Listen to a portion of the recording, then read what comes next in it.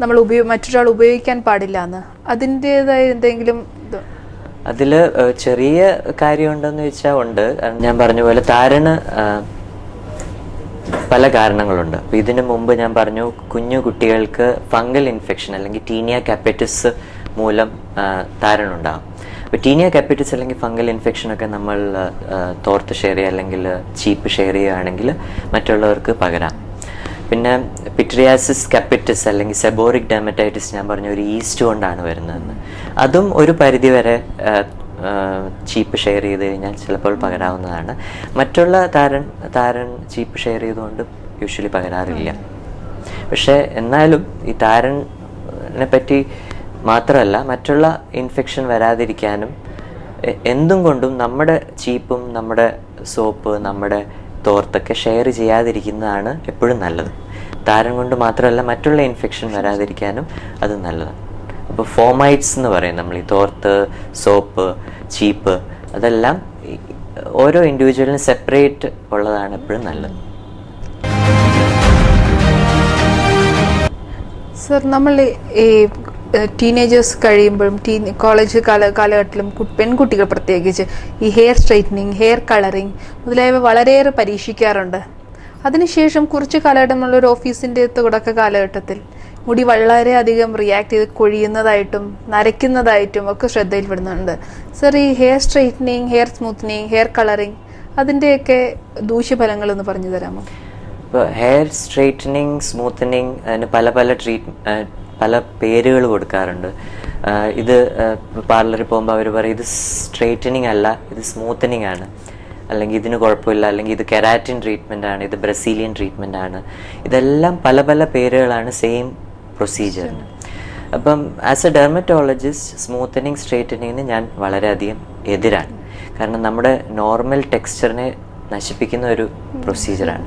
ഇപ്പോൾ സ്ട്രൈറ്റനിങ് സ്മൂത്തനിങ്ങിൽ എന്ത് ചെയ്യുന്നു എന്ന് വെച്ചാൽ അവർ സ്ട്രോങ് ആയിട്ടുള്ള ഒരു ആൽക്കലി വെച്ചിട്ട് മുടിയുടെ ഡൈസൾഫൈഡ് ബോണ്ട് എന്ന് പറയും, ഹൈഡ്രജൻ സൾഫൈഡ് ബോണ്ട്, ആ ബോണ്ടിനെ ബ്രേക്ക് ചെയ്തിട്ട് പിന്നെ ഒരു ചൂട് അയൺ വെച്ചിട്ട് അതിനെ സ്മൂത്ത് ആക്കുകയാണ്. അപ്പം ബേസിക്കലി നമ്മൾ മുടിയെ കെമിക്കലിയും ഫിസിക്കലിയും കരിച്ച് കളയുന്ന ഒരു പ്രക്രിയയാണ് സ്മൂത്തനിങ് അല്ലെങ്കിൽ സ്ട്രൈറ്റനിങ്. അപ്പം ഇതിന് ഡെഫിനറ്റ്ലി മുടിയെ ബാധിക്കും, മുടിയുടെ ടെക്സ്ചറിനെ ബാധിക്കും. കെമിക്കലി ഫിസിക്കലി കരിക്കുമ്പോൾ മുടി പെട്ടെന്ന് പൊട്ടിപ്പോവാം, ഒടിഞ്ഞൊടിഞ്ഞു പോവാം. പുതിയ നോർമൽ ഹെയർ വരുമ്പോൾ അതിൻ്റെ ജംഗ്ഷനിൽ, അതായത് സ്മൂത്ത് ആൻഡ് സ്ട്രൈറ്റനിങ് ചെയ്ത മുടിയുടെയും നോർമൽ മുടിയുടെയും ജംഗ്ഷനിൽ വെച്ച് മുടി പൊട്ടിപ്പോവാം. പിന്നെ ഇത്രയും സ്ട്രോങ് ആയിട്ടുള്ള ഒരു ആൽക്കലിയും ചൂടിൻ്റെ ഇൻസൾട്ടും കൊണ്ട് റൂട്ടിൽ നിന്ന് തന്നെ മുടി പൊഴിയുന്നതായിട്ട് കാണാറുണ്ട്. അപ്പം അതിൻ്റെ റൂട്ടിൽ നിന്ന് പൊഴിച്ചിൽ ചിലപ്പം സ്ട്രൈറ്റനിങ് സ്മൂത്തനിങ് ചെയ്തൊരു 3 മാസം കഴിഞ്ഞിട്ടായിരിക്കും കാണുന്നത്. അപ്പം അത് ഒരു സിവിയർ ഇൻസൾട്ട് വരുമ്പം, മുടിയുടെ ബൾബിന് ഒരു ഇൻസൾട്ട് വരുമ്പോഴത്തേക്കും റൂട്ടിൽ നിന്ന്, അതായത് ടീലോജൻ എഫ്ലൂ എന്ന് പറയും. അപ്പം എന്തും കൊണ്ടും സ്മൂത്തനിങ് അല്ലെങ്കിൽ സ്ട്രൈറ്റനിങ് ചെയ്യാതിരിക്കുന്നതാണ് നല്ലതെന്നാണ് എൻ്റെ അഭിപ്രായം. വേണമെങ്കിൽ ഒരു ഹെയർ സ്പാ ചെയ്യുന്നതിൽ തെറ്റില്ല. കാരണം ഹെയർ സ്പായിൽ അവർ ഒരു ഷാംപൂ അല്ലെങ്കിൽ കണ്ടീഷൻ ചെയ്ത് നന്നായിട്ട് ഒരു ഹെഡ് മസാജൊക്കെ ചെയ്ത് ഒരു സ്റ്റീം വുഡിൽ ഇരുത്തുക, അതേ ചെയ്യാറുള്ളൂ. യൂഷ്വലി കെമിക്കൽസോ അല്ലെങ്കിൽ ഇതുപോലെ ചൂടും കെമിക്കൽസും കൊണ്ട് ഹെയറിനെ ഡാമേജ് ചെയ്യാറില്ല. അപ്പം ഹെയർ സ്പാ ചെയ്യുന്നതിൽ എനിക്ക് വിരോധമില്ല. പക്ഷെ സ്മൂത്തനിങ് അല്ലെങ്കിൽ സ്ട്രൈറ്റനിങ് മുടിയുടെ ആരോഗ്യത്തിന് നല്ലതല്ല, അത് അവോയ്ഡ് ചെയ്യുന്നതായിരിക്കും നല്ലത്. സ്മൂത്തനിങ് പോലെ തന്നെയാണ് പെർമിങ്. അപ്പം മലയാളികൾക്ക് സ്മൂത്ത് സിൽക്കി ഹെയർ ആണ് വേണ്ടത്. എസ്പെഷ്യലി നമ്മൾ നോർത്ത് ഈസ്റ്റിലൊക്കെ പോവുകയാണെങ്കിൽ അവിടുത്തെ മുടി വളരെ സിൽക്കി സ്മൂത്താണ്. അവർക്ക് ഇച്ചിരി കേളി മുടിയാണ് ആഗ്രഹം. അപ്പോൾ അവർക്ക് ഇച്ചിരി മുടിയെ പേം ചെയ്യണമെന്ന് ആഗ്രഹമുണ്ട്, ഇച്ചിരി കേളാക്കണം. അതിനും സെയിം പ്രൊസീജിയർ തന്നെയാണ് ഇവർ ചെയ്യുന്നത്. കെമിക്കൽ വെച്ചിട്ട് ഡൈസൾഫൈഡ് ബോണ്ട് ബ്രേക്ക് ചെയ്തിട്ട് ഒരു കേളറിൽ മുടി വെച്ചിട്ട് ചൂട് കൊണ്ട് തന്നെ കേളി ചെയ്യിക്കുക. അപ്പോൾ അതും വളരെയധികം ഡാമേജിങ് ആണ്. അപ്പോൾ പേമിങ്ങിനും ഞാൻ എതിരാണ് ആസ് എ ഡെർമറ്റോളജിസ്റ്റ്.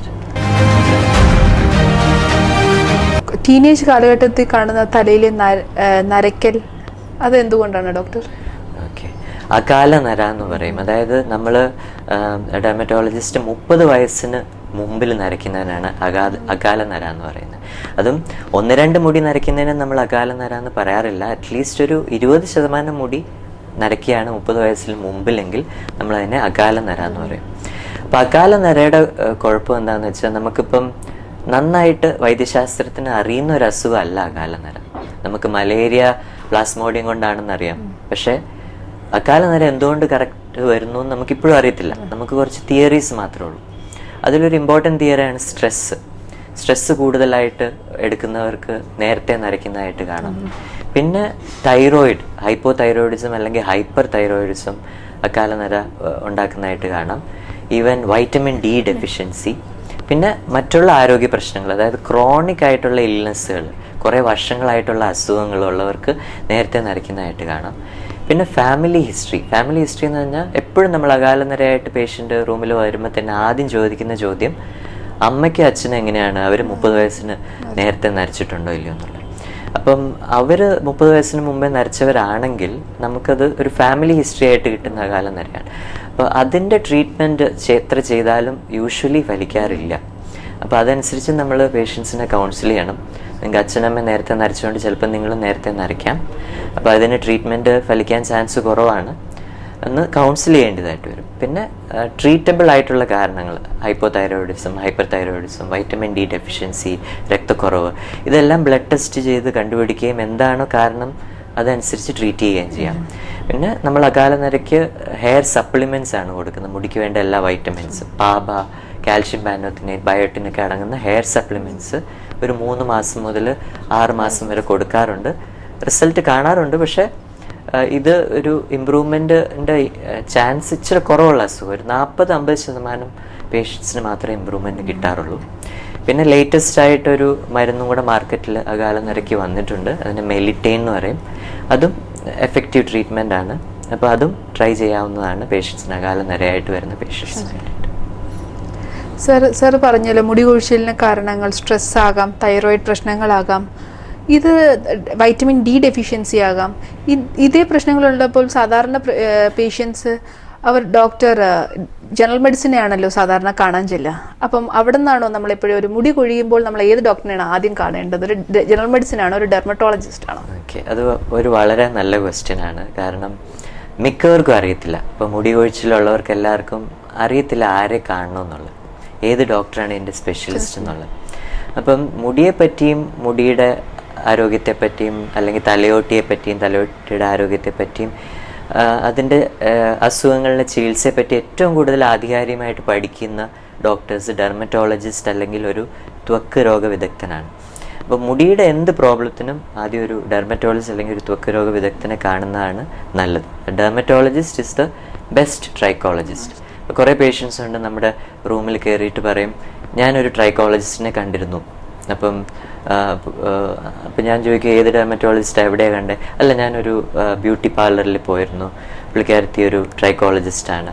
അപ്പം ഞാൻ പറയുന്ന ഒരു പാർലറിൽ ഇരിക്കുന്ന ഒരാൾ ഒരിക്കലും ഒരു ഡെർമറ്റോളജിസ്റ്റിന് അത്രയും ഇതിനെപ്പറ്റി പഠിച്ചിട്ടുണ്ടാകത്തില്ല. അവരെന്തെങ്കിലും ഒരു ചെറിയ ട്രെയിനിങ്, ഒരാഴ്ചത്തെ എവിടെയെങ്കിലും പോയിട്ടുള്ളൊരു ചെറിയ ട്രെയിനിങ് ആണ്. അപ്പോൾ ഡെർമറ്റോളജിസ്റ്റാണ് യഥാർത്ഥ ട്രൈക്കോളജിസ്റ്റ്. ഏറ്റവും കൂടുതൽ നമ്മൾ മുടിയെപ്പറ്റിയും മുടിയുടെ രോഗങ്ങളെപ്പറ്റിയും പഠിക്കുന്ന ഡോക്ടർ ഡെർമറ്റോളജിസ്റ്റാണ്.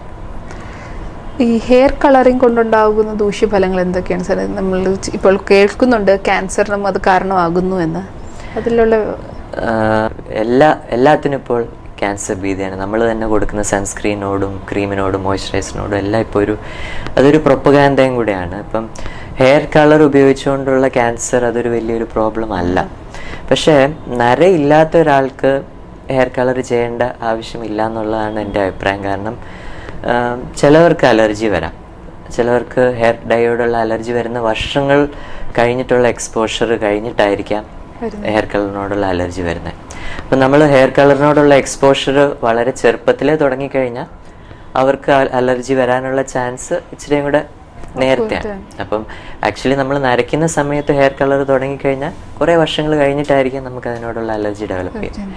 അതല്ലാതെ ഹെയർ കളർ പെർസെ, ഇപ്പം ഹെയർ എന്ന് പറഞ്ഞാൽ മുടി എന്ന് പറഞ്ഞ ഒരു കോസ്മെറ്റിക് ഘടകമാണ്. ഇപ്പം ചെറുപ്പത്തിൽ മുടി നരച്ചിരുന്നാലും അതിനൊരു ഇതില്ല, ഒരു ഭംഗിയില്ല.